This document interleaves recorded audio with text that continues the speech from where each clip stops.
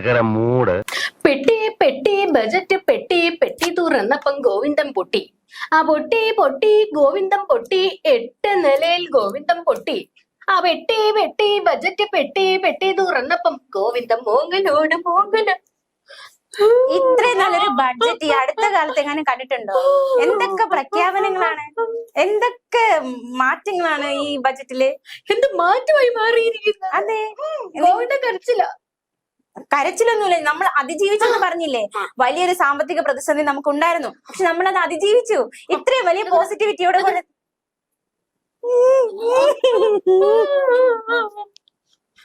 സാരമില്ല. ബജറ്റ് പെട്ടി പെട്ടി അങ്ങോട്ട് വെച്ച് വേണ്ട, ഞാൻ വെച്ചേക്കാം. ഗോവിന്ദനെ അങ്ങ് തേച്ചൊട്ടിച്ചു കളഞ്ഞല്ലോടോ ബാലഗോപാല്. നിങ്ങൾ ഒന്നിച്ചിരുന്നല്ലേ ബജറ്റ് ഉണ്ടാക്കിയത്? AKG സെന്ററിൽ വെച്ചല്ലേ ഉണ്ടാക്കിയത്? അതിനിപ്പോ പറഞ്ഞ അതും ഇതും കൂടി തമ്മിൽ എന്താ ഒരു ബന്ധം? എടോ, എന്തെല്ലാം അസംബന്ധങ്ങളാണോ ബജറ്റിൽ ബാലഗോപാൽ എഴുതി വെച്ചിരിക്കുന്നത്. എന്താ സംബന്ധം? നിങ്ങളുടെ പാർട്ടി സെക്രട്ടറി വലിച്ചെറിഞ്ഞ സാങ്കേതിക വിദ്യക്ക് വരെ കാശ് മാറ്റി വെച്ചിരിക്കുന്നു ബാലഗോപാൽ. MV ഗോവിന്ദൻ എന്താ പറഞ്ഞത് എയുടെ കാര്യത്തിൽ? AI വന്നാൽ ഇവിടുത്തെ ആൾക്കാർക്ക് ജോലി നഷ്ടപ്പെടും. സമ്പത്ത് മുഴുവൻ മുതലാളിമാരുടെ പോക്കറ്റിലെത്തും. അപ്പൊ സമ്പത്ത് മുഴുവൻ പിണറായിയുടെ പോക്കറ്റിൽ എത്തിക്കാൻ വേണ്ടി നിങ്ങൾ AIക്ക് വേണ്ടി കാശ് കൊടുത്തു അല്ലേ? അങ്ങനെയൊന്നുമല്ല. ഗോവിന്ദനെ നിങ്ങൾ തേച്ചൊട്ടിച്ചില്ലേ? ആധികാരികമായി AI വിഷയത്തിൽ ആ മനുഷ്യൻ കഴിഞ്ഞ ദിവസങ്ങളിൽ എന്തെല്ലാം പറഞ്ഞതാ. നിങ്ങൾ അപ്പക്കച്ചവടത്തിന് ബജറ്റിൽ 10 പൈസ മാറ്റി വെച്ചോടോ? മാറ്റി വെച്ചോ? എന്നിട്ട് AIക്ക് കൊടുത്തേക്കുന്നു. AIക്ക് അതിനിപ്പോ ഇവിടെ ഗോവിന്ദൻ പറഞ്ഞ അപ്പക്കച്ചവടത്തിന് കാശില്ല ബജറ്റിൽ. AIക്ക് മാറ്റി വെച്ചത് വേറെയാണ്, ഞങ്ങളുടെ സഹാവ് പറഞ്ഞത് മറ്റൊന്നാണ്. നിങ്ങൾ പാർട്ടിക്കൊപ്പമാണോ അതോ നിങ്ങൾ വേറെ വഴിയിലൂടെയാണോ നിങ്ങളുടെ ബാലഗോപാൽ സഞ്ചരിക്കുന്നത്? അതാണ് നമുക്ക് അറിയേണ്ടത്. പാർട്ടി സെക്രട്ടറിയെ മറികടന്നുകൊണ്ട് ബാലഗോപാൽ ഇവിടെ ബജറ്റ് ഉണ്ടാക്കി. അതാണ് നമ്മുടെ ചോദ്യം. ക്ഷേമ പെൻഷൻ നയാ പൈസ മാറ്റി വെച്ചിട്ടില്ല. നയാ പൈസ ഗോവിന്ദനെ തേച്ചൊട്ടിച്ചില്ലേ നിങ്ങൾ? ഗോവിന്ദൻ എന്തെല്ലാം പറഞ്ഞത്? തെരഞ്ഞെടുപ്പ് വരാൻ പോകുക എന്റെ പൊന്നു ബാലഗോപാല, മോനെ ബാലു, അതുകൊണ്ട് ക്ഷേമ പെൻഷന് കാശ് മാറ്റി വെക്കണം. നിർത്ത്. നിങ്ങളുടെ പ്രകടന പത്രികയിലെ വാഗ്ദാനം ആയിരുന്നല്ലോ 2021 കൊട്ടി ഘോഷിച്ചത് 2500 രൂപ. ഒന്നും രണ്ടും അല്ല, 2500 രൂപ ക്ഷേമ പെൻഷനാക്കും. മക്കളെ, നമ്മൾ വയനാടിനെ ചേർത്ത് നിർത്തും, ചേർത്ത് പിടിക്കും വയനാടിനെ. അത് മറക്കില്ല കേട്ടോ. അത് നമ്മുടെ ആവശ്യമാണ്. അക്കാര്യത്തിൽ ഞാൻ ബാലഗോപാലിനൊപ്പം നിൽക്കുന്നു കേട്ടോ. വയനാടിന് വേണ്ടി കേന്ദ്രം തേച്ചാൽ എന്താ? ബാലഗോപാല് അതാ പറഞ്ഞത്. ബാലഗോപാല് കൊള്ളാം. നമ്മൾ വയനാടിനെ ഗോവിന്ദനും ബാലഗോപാലും തമ്മിൽ ജഗട തുടങ്ങിയെന്നാണല്ലോ കേൾക്കുന്നത്. ഞങ്ങളുടെ ക്ഷേമ പെൻഷൻ മാറ്റി വെച്ചില്ല. അത് പോട്ടെ, നിങ്ങളുടെ പ്രകടന പത്രികയിലെ വാഗ്ദാനം ആയിരുന്നടോ. അത് പിന്നെ കേന്ദ്രം പൈസ തരണ്ടേ? ക്ഷേമ പെൻഷൻ കേന്ദ്രം തന്നാലേ നമുക്ക് കൊടുക്കാൻ പറ്റുള്ളൂ. കേന്ദ്രം നമുക്ക് എന്ത് തന്നു? അവരുടെ ബജറ്റിൽ എന്ത് തന്നു? നമ്മൾ ചോദിച്ച ഒരു പൈസ. ക്ഷേമ പെൻഷൻ 2500 ആക്കുമെന്ന് കുറച്ചതാരാ? അത് പിന്നെ കേന്ദ്രത്തിന്റെ സഹായം ഇല്ലാതെ നമുക്കൊന്നും ചെയ്യാൻ പറ്റില്ല. നിങ്ങൾ ചാണകക്കുഴിക്കും മറ്റേ മുഖ്യന്റെ വീട്ടിലെ കർട്ടനും ഒക്കെ മാറ്റി വെച്ച മുഖ്യന്റെ ഭാര്യയുടെ ചികിത്സാ ചെലവിനൊക്കെ എഴുതിയെടുത്ത കാശെല്ലാം കൂടി ഇതിനങ്ങോട്ട് കൊടുക്കണമായിരുന്നടോ. നിർമ്മല സീതാരാമൻ തന്നില്ല, മോദി തന്നില്ല, അമിത്ഷാ തന്നില്ല. നിങ്ങള് മറ്റാ കമ്പനിയാണല്ലോ പിണറായിയെ കൊണ്ട് ചോദിപ്പിക്കാത്തത്. നമ്മൾ കമ്പനി ഒന്നുമല്ല, കണ്ടില്ല? ഇത് തന്നെ ഉദാഹരണം. ഞങ്ങൾക്ക് ഒന്നും തരുന്നില്ല. നമ്മൾ കമ്പനി അല്ലാത്തതുകൊണ്ടാണ് ഒന്നും തരാത്തത്. നിങ്ങൾ മനസ്സിലാക്കൂ, നമ്മുടെ സർക്കാരിനോട് അവർക്ക് വെറുപ്പാണ്. കേരള സർക്കാരിനോട് വെറുപ്പാണ് അവർക്ക്, കേന്ദ്രത്തിന്. അതവിടെ നിൽക്കട്ടെ. കേന്ദ്രം ഇമാതിരി ഉടായ്പ കാണിക്കുന്നുണ്ട്, നമുക്കറിയാം. കേന്ദ്രത്തിന് കേരളത്തിലോട് ഇച്ചിരി ചൊറിച്ചിലല്ലേലും കൂടുതലാണ് കേട്ടോ. BJP ഭരിക്കാത്ത സംസ്ഥാനങ്ങളോട് നിങ്ങൾക്ക് ഇത്തിരി ചൊറിച്ചിൽ കൂടുതലുള്ളതാണ് അറിയാം. ബീഹാർ കേട്ടോ. നിർമ്മല സീതാരാമൻ മറ്റേ ബീഹാറിന്റെ ബജറ്റാണ് അവതരിപ്പിച്ചെന്ന് നമുക്കറിയാം. അതവിടെ നിക്കട്ടെ, കേന്ദ്രത്തെ പണഞ്ഞിട്ട് കാര്യമില്ല.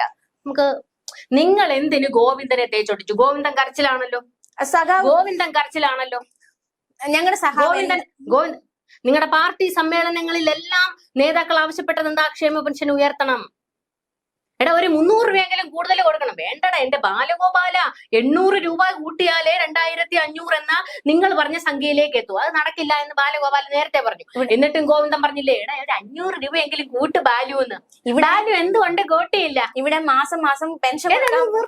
നിങ്ങളുടെ സർക്കാർ വാഹനങ്ങൾക്ക് ഒരു 100 കോടി മാറ്റി വെച്ചിട്ടുണ്ടല്ലോ. ഞങ്ങൾ ഇഷ്ടമുള്ള ചെയ്യും. അത്ര കാലപ്പഴക്കം വന്ന വാഹനങ്ങളൊന്നും സർക്കാരിനില്ലല്ലോ. അത്ര കാലപ്പഴക്കം മാസം മാസം പെൻഷൻ കൊടുക്കാൻ പറ്റുന്ന പാട് ഞങ്ങൾക്കറിയാം. ഇത്രയൊക്കെ ഞങ്ങൾ വരയ്ക്കാണ്. അതിന്റെ ഇടയ്ക്ക് എങ്ങനെ കൂട്ടിയും കൂടി നിങ്ങളുടെ ധനമന്ത്രി പറഞ്ഞല്ലോ കേരളം മെച്ചപ്പെട്ട നിലയിലെത്തി. അത് പിന്നെ എന്തൊക്കെ പ്രശ്നങ്ങളാണ് നമ്മൾ ഒരിടത്തും ഇല്ലടേ. അത് ക്ഷേമ പെൻഷന്റെ കാര്യം മാത്രമല്ലല്ലോ പറഞ്ഞത്. എന്തൊക്കെ പ്രശ്നങ്ങളാണ് കേന്ദ്രം ഇത്രയും സാമ്പത്തികമായിട്ട് നമ്മൾ ഞെരുക്കുന്നതിനിടയിലും അതിനെ നമ്മൾ അതിജീവിച്ചു. അത് അക്സെപ്റ്റ് ചെയ്യാം. ഈ ശ്രീനാരായണ മറ്റേ ഇൻസ്റ്റിറ്റ്യൂട്ടിന് വേണ്ടിയിട്ട് എത്ര 7 കോടിയോ 10 കോടിയോ അങ്ങോട്ട് മാറ്റി വെച്ചിട്ടുണ്ടല്ലോ. എന്തിന് ഈഴവ വോട്ടിന് വേണ്ടിയിട്ടാണോ? ജാതി പറയില്ലേ? അയ്യോ നിങ്ങൾക്ക് കൊടുക്കാം, കാണിക്കാം. അവരെ സൂപ്പിക്കാനാന്നുള്ളത് ആർക്കും അറിഞ്ഞുകൂടാ കേട്ടോ. ബീഹാറിന്റെ അത്രയും വരൂലല്ലോ ഇതല്ലേ? ബീഹാറിന് വരി കൊടുത്തതിന് അത്രയും വരൂലല്ലോ. രണ്ടും കണക്ക് തന്നെടേ. എങ്ങനെയാണേലും കേരളത്തിലെ ജനങ്ങളെ വലിപ്പിക്കുക, അത് തന്നെയാണ് കേന്ദ്രത്തിന്റെയും കേരളം ഭരിക്കുന്നവരുടെ എല്ലാവരുടെയും നീക്കം. കേന്ദ്രം എപ്പോഴും നമ്മൾ ഇങ്ങനെയാണ് സാമ്പത്തികമായിട്ട് വളരെ. അതല്ല നമുക്ക് ചോദിക്കാനുള്ളത്. അവിടേക്ക് നിങ്ങൾ എഐക്ക് വേണ്ടി എന്തിന് കാശ് മാറ്റിവെച്ചു? അത് പിന്നെ നിങ്ങളുടെ പാർട്ടിയുടെ നിലപാട് നിന്ന് വ്യതിചലിച്ചുകൊണ്ടാണല്ലോ മറ്റേ ബാലഗോപാൽ ബജറ്റ് അവതരിപ്പിച്ചിരിക്കുന്നത്. ഒരു ഇതുമില്ല. എന്ന് പറയുന്ന സംവിധാനം വഴി ഉൽപ്പാദിപ്പിക്കുന്ന സമ്പത്ത് മുതലാളിത്ത രാജ്യങ്ങളിൽ MP ഗോവിന്ദൻ പറഞ്ഞ ഡയലോഗ്. അതെ, അത് ചൂഷണത്തിനെ വഴിവെക്കും. ആ നിലപാടിൽ യാതൊരു മാറ്റവും. പിന്നെ എന്തിനാണോ നിങ്ങളുടെ ബാലഗോപാൽ എഐക്ക് വേണ്ടി അത് പഠിക്കുന്നതിന് വേണ്ടിയിട്ട് മറ്റേ കാശ് മാറ്റി വെച്ചത്? അത് പഠിക്കാനല്ലേ, പ്രാവർത്തികമാക്കാനല്ലല്ലോ.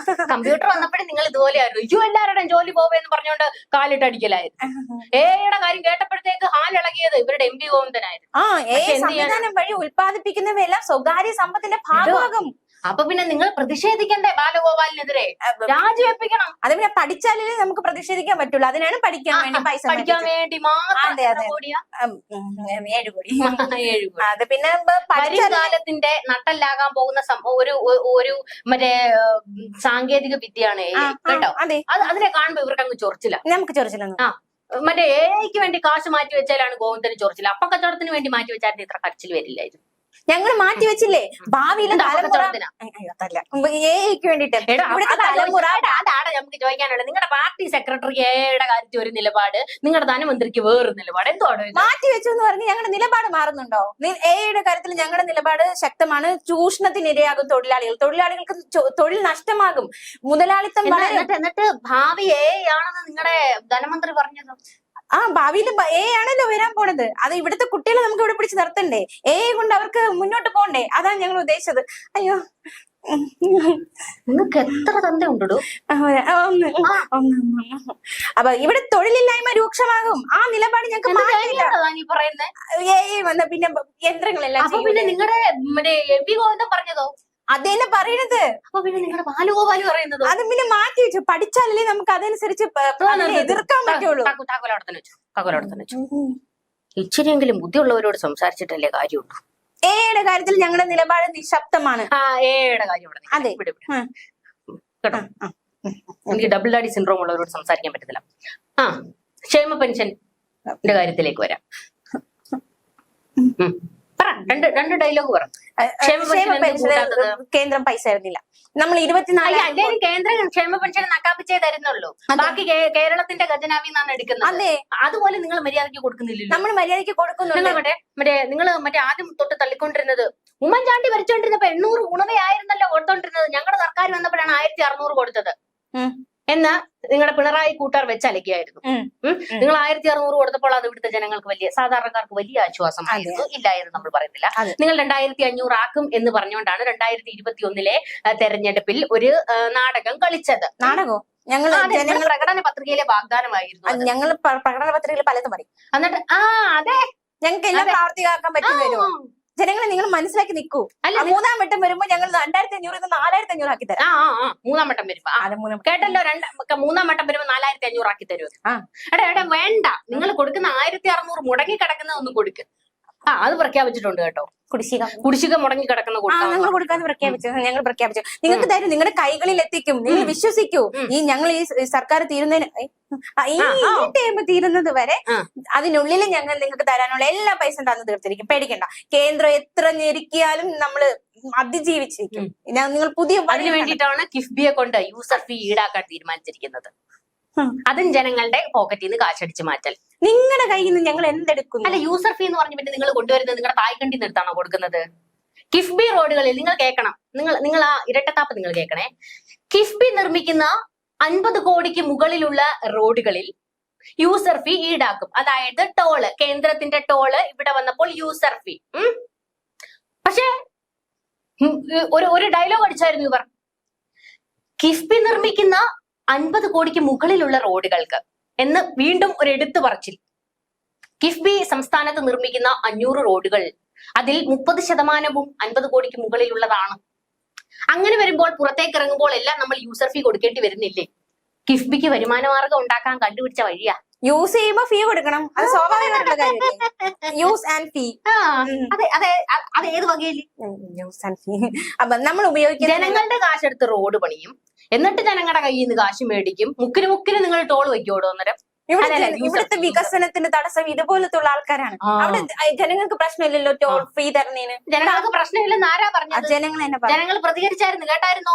തന്തയ്ക്ക് വിളിയായിരുന്നു, കേട്ടില്ലായിരുന്നല്ലേ അതൊന്നും? പിന്നെ ജനങ്ങളെ നിങ്ങൾ വികസനത്തിനൊപ്പം നിക്കണം. അതെ, ഈ നാട് വികസിക്കണ്ടേ, അതിനു വേണ്ടി നിങ്ങൾ നമ്മുടെ കൂടെ നിക്കണം. ഫീ കൊടുക്കണം, ടോള് കൊടുക്കണം, അടയ്ക്കേണ്ടത് അടയ്ക്കണം.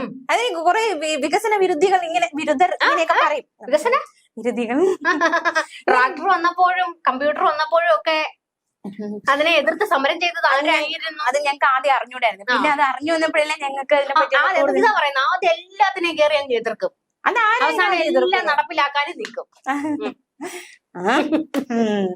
നമ്മൾ എന്തായാലും ഗോവിന്ദന്റെ കരച്ചിലാണേ നമുക്ക് കാണാൻ വയ്യാത്തത്. എന്തെല്ലാം സ്വപ്നങ്ങളായിരുന്നു ആ മനുഷ്യൻ തെരഞ്ഞെടുപ്പ് പ്രമാണിച്ച് വരാനിരിക്കുന്ന തദ്ദേശ നിയമസഭാ തെരഞ്ഞെടുപ്പുകൾ കണ്ടുകൊണ്ടാണ് 2500 ക്ഷേമ പെൻഷൻ കൊടുക്കണമെന്ന് പറഞ്ഞത്. കേട്ടില്ല. ഇനിയിപ്പോ 3.0 മേലോട്ട് നോക്കി ഇരുന്നോളാൻ ഗോവിന്ദൻ പറയുന്നു. അഥവാ അധികാരം കിട്ടിയായിരുന്നെങ്കിൽ ഒരു മുഖ്യമന്ത്രി കസേര തരപ്പെടുത്തിയെടുക്കാൻ കുറച്ചു കാലമായി പണിയെടുക്കുന്ന വെള്ളം കോരുന്ന MP ഗോവിന്ദന്റെ നെഞ്ചത്തിട്ട് തന്നെ വെട്ടിയല്ലോടോ ധനമന്ത്രി. ഒരു വെട്ടലും ഇല്ല, ഇതൊന്നും വിശ്വസിക്കരുത്. കാലിപ്പെട്ടിയുടെ നമ്മൾ എന്തൊക്കെ വികസനമാണ്. നിങ്ങൾ ഈ ബജറ്റ് ഒന്ന് നോക്കൂ. അപ്പക്കച്ചവടത്തിന് വരെ ബജറ്റിൽ നീക്കിയിരിപ്പുണ്ടാകുമെന്ന് പ്രതീക്ഷിച്ചതാണ്, നടന്നില്ല. കൂറ്റനാട് അപ്പക്കച്ചവടവും നടന്നില്ല ഗോവിന്ദന്റെ. ഒന്നുമില്ല. ഗോവിന്ദന്റെ എന്തേലും ഒരു ആഗ്രഹം നിങ്ങൾ ബജറ്റിൽ നടപ്പിലാക്കിയോ? പിണറായി ഇറങ്ങി ഓടിയിട്ടുണ്ട്. ബജറ്റ് അവതരിപ്പിച്ചു കഴിഞ്ഞ് നിയമസഭയുടെ പിന്നാമ്പുറം വഴി ഗോവിന്ദനെ കാണാതെ ഒരു ഒറ്റ ഓട്ടമായിരുന്നു. ഇത്രയും നല്ല ബജറ്റ് നിങ്ങൾ കണ്ടിട്ടുണ്ടോ? നമ്മൾ ജനങ്ങൾക്ക് വേണ്ടി ഇത്രയും നല്ല സാധാരണക്കാർക്ക് വേണ്ടി എന്തൊക്കെയായിരുന്നു ബജറ്റിലുള്ളത് ഒന്ന് പറഞ്ഞേ കേക്കട്ടെ. സാധാരണക്കാർക്ക് വേണ്ടി പറ. ഞാൻ ബജറ്റ് റെഫർ ചെയ്യാൻ മറന്നു. റെഫർ ചെയ്തില്ലായിരുന്നു. റെഫർ ചെയ്തിട്ട് വന്ന് പറഞ്ഞു കൊടുക്കാം. അതെ, അങ്ങനെ കേന്ദ്ര ബജറ്റും നമ്മുടെ കാര്യത്തിൽ 3G, സംസ്ഥാന ബജറ്റും നമ്മുടെ കാര്യത്തിൽ 3G. മലയാളിക്ക് കുമ്പിളിൽ തന്നെ കഞ്ഞിയെന്ന് നിങ്ങൾ ഇത് മനസ്സിലാക്കണം. കേന്ദ്രം പൈസ തരാത്തത് കൊണ്ടാണ് നമുക്ക് ഈ കേരളത്തിലും നമുക്ക് പൈസ ഇറക്കാൻ പറ്റാത്തത്. അത് നിങ്ങൾ മനസ്സിലാക്കണം. കേന്ദ്രത്തിന്റെ ഈ ചുരുട്ടി കൂട്ടൽ, ഈ ഞെരുക്കൽ ഉണ്ടല്ലോ, അത് കാരണമാണ് നമുക്ക് ഇവിടെ വികസിപ്പിക്കാൻ പറ്റാത്തത്. പക്ഷെ നമ്മൾ അതിനെ അതിജീവിച്ചില്ലേ? എത്രമാത്രം നമ്മളെ ചവിട്ടിത്താഴ്ത്തി, എത്രമാത്രം നമ്മൾ ഞെരുക്കി, അതിനെല്ലാം നമ്മൾ അതിജീവിച്ചില്ലേ? നമ്മൾ ഒന്നിച്ചു നിന്നാൽ നമുക്ക് പറ്റും. മനസ്സിലാക്കണം. കേന്ദ്രത്തിന്റെ ആ ഒരു ഇത് മനസ്സിലാക്കി നമ്മൾ നിൽക്കണം. കഴിഞ്ഞു. കുറച്ചുകൂടി ഒന്ന് കൺവിൻസ്, കുറച്ചുകൂടി ഒന്ന് കൺവിൻസ് ചെയ്തിട്ട് കൺവിൻസ് ആയല്ലോ അല്ലേ? നമ്മുടെ ബജറ്റ് സൂപ്പർ ബജറ്റ് ആണ്. ഇത് വെച്ചിട്ട് വേണം നിങ്ങൾ ഞങ്ങൾക്ക് 3.0 ഞങ്ങൾ കയറ്റാൻ. കേട്ടോ മറക്കരുത്. ഇത്രയും ബജറ്റ് ഞങ്ങൾ തന്നില്ലേ? 3.0 ഈ ബജറ്റ്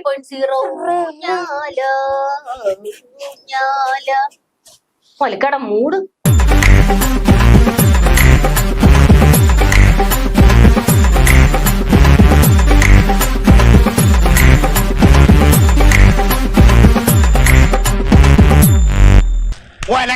ഒലക്കര മൂട്.